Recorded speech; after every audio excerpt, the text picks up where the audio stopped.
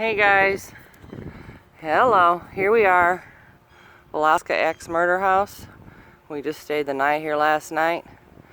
We had all kinds of things happening, including some kind of evil presence.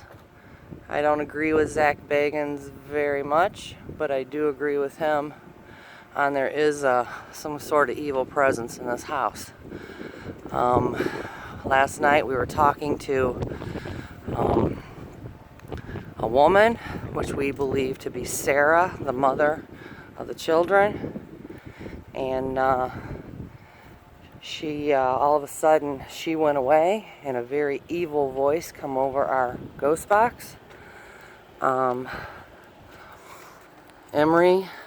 on our team had made what they call a portal. Worked very well last night. We were able to get lots of names and lots of things. So this right here is the kitchen. I'm actually pretty shaky on walking through this house by myself.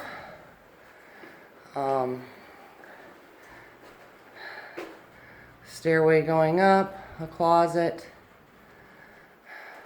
I already feel a heavy feeling in my chest.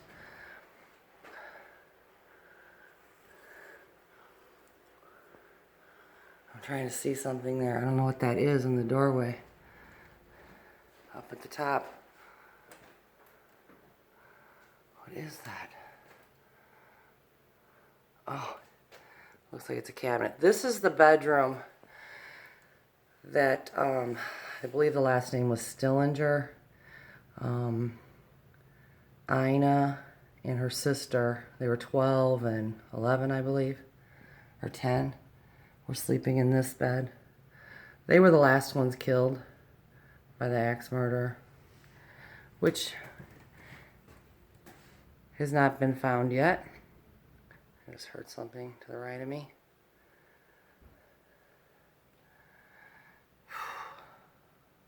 Like I said, the air is very heavy in here. Definitely you feel something that went on.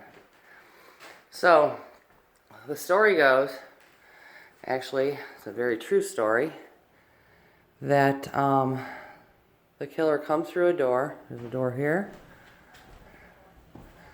there's a door there, and there's one over there. I believe he came from the front porch though. And this has a skeleton key lock. That's what it had back then.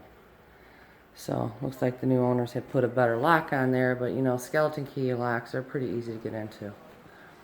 So as we head upstairs, anyway, the killer come through the door and he went up these stairs.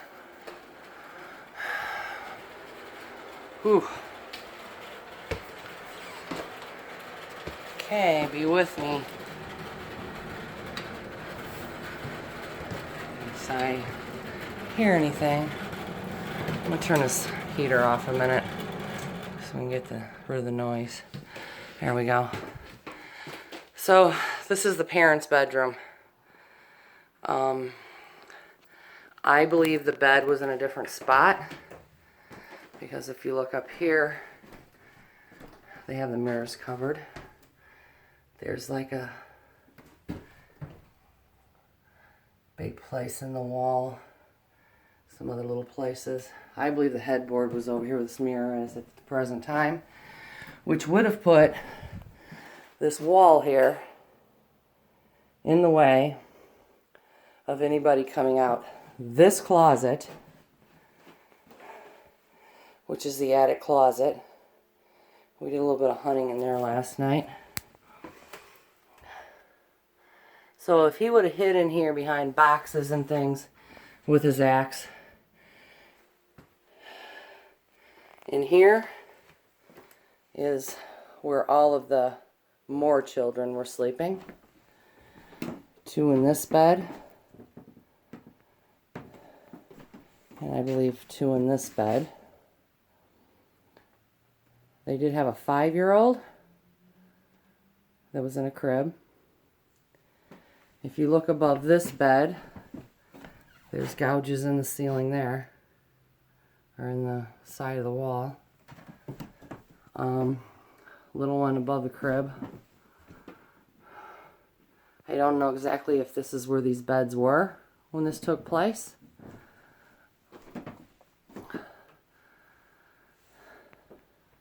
Anyway, we got a lot of activity in this room last night. Tons. Right here is the Moore children. And that was back in 1912. Now they do think that either the traveling minister had done it, or maybe someone that Mr. Moore had ticked off in his business of running a John Deere company. And then there is always, you know, what if it's just the traveling serial killer? Anyway, okay, so the killer went into this closet while the Moores were at church. While they were at church, they decided to take 2 little girls of the Stillingers home with them. I believe that's the name. I don't have everything in front of me. So those 2 little girls slept downstairs while the Moore children slept in this room. Attached is the parents' room. Now you have to come up the stairs over there where the AC or heater is.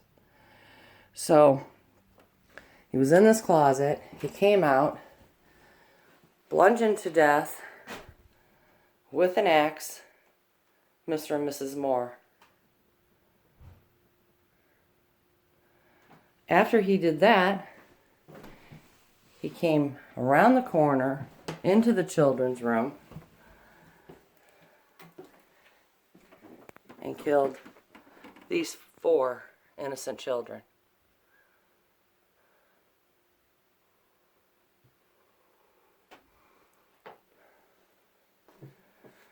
After he did that, it makes me sad. After he did that, he came back in here and hit the parents again. Now at this point you have 6 people upstairs dead. My stomach's hurting. Something's getting to me right now. So then the killer came down these stairs.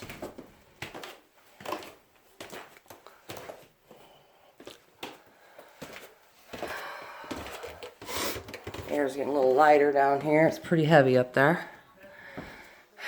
He came down these steps. He went around the corner into this bedroom and killed, it's Ina Stillinger, age 8, and Lena Stillinger, age 11. Right there.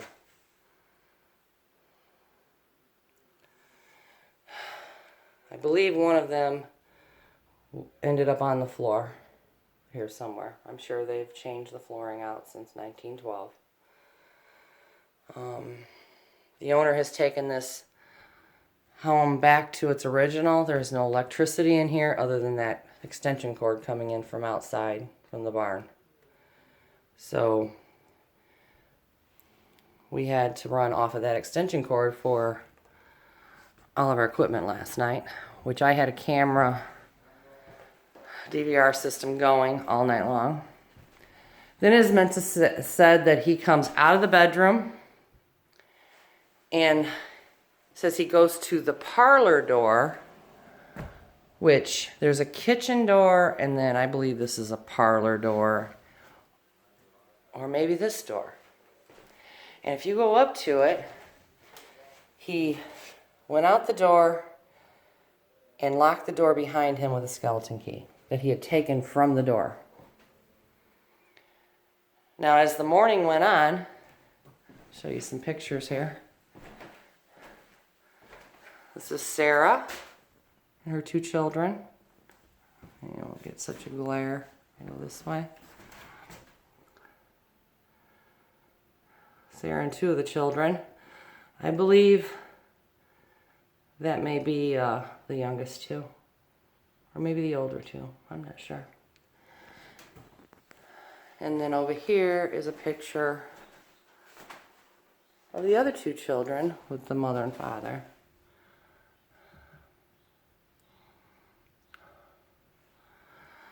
Such a sad, sad thing.